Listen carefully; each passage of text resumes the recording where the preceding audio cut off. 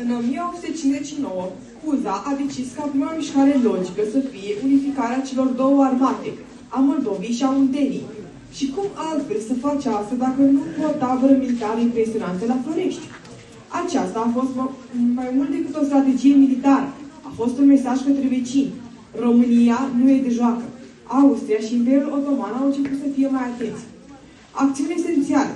În 1862, Cuza a dat armatei uniforme noi și steagul tricolore, cu divizia Honor et Patria, un fel de simbol național, imaginea armatei naționale.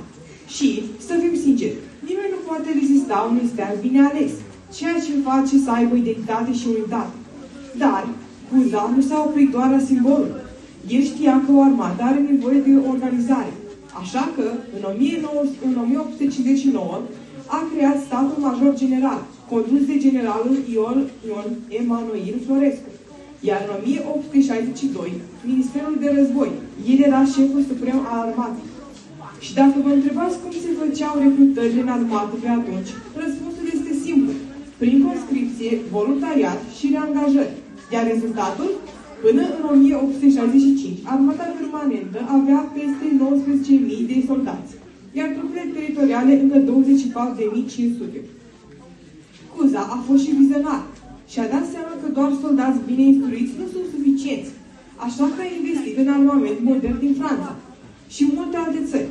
Relațiile cu Franța și Belgia au fost esențiale, iar misiunea militară franceză a contribuit semnificativ la organizarea armatei. Se pare că Napoleon al III-lea a fost un bun prieten. Să nu uităm însă de diversitatea trupelor.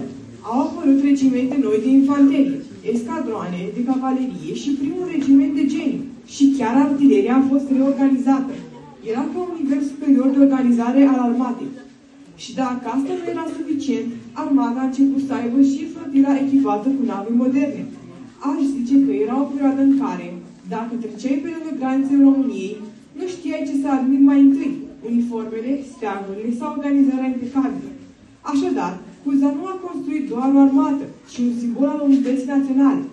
Reformele lui au fost cu fundația unei case solide. Fără ele, nu aveam România modernă. Și dacă mai era nevoie de un exemplu de leadership, iată-l pe Cuza.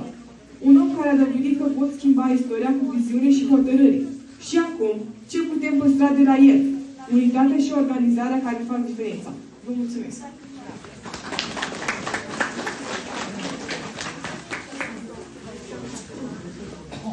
Bună ziua, stimați străduceni, stimați invitați, stimați copii mari și mici, domnul primar, familie și opa, vă mulțumim pentru invitații și pentru acest frumos eveniment din desfășurare. Sunt de la Bacău, păstoresc cu Asociații Tradiții Militare și vă prezint soldăței mei, așa îi spun, elevi la liceele Eminescu și Carcan, îmbrăcați în uniformele de pe timpul lui Alexandru, domnitorul Alexandru Ion Cuza. Fac o paranteză, după ce Cuza a ajuns domnitor, referitor la armată, a adunat armata Moldovei și a Munteniei la Florești, timp de un an de zile și a coagulat-o și a devenit armată. Pe lângă ce a spus Amelia, vă mai spun că Cuza s-a ocupat și de dotarea armatei, a avut și sprijin, de atunci sprijin francez, a mai înființat 2 regimente de artilerie, a dotat bine infanteria. Acum o să vă prezint soldății.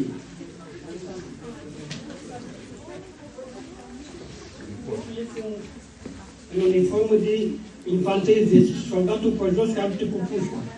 Așa era uniforma, deci albă cu bluză albastră. Această uniformă, modelul ăsta provine de la armata muntenească. Deci înapoi. Acum vă prezint o uniformă de artilerie.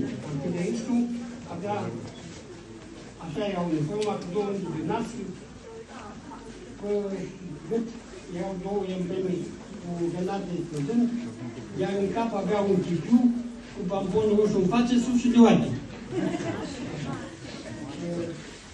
celălalt, cetățenii sunt european, de mandau. Iar mine este uniformul de călăraș. De călăraș. Iar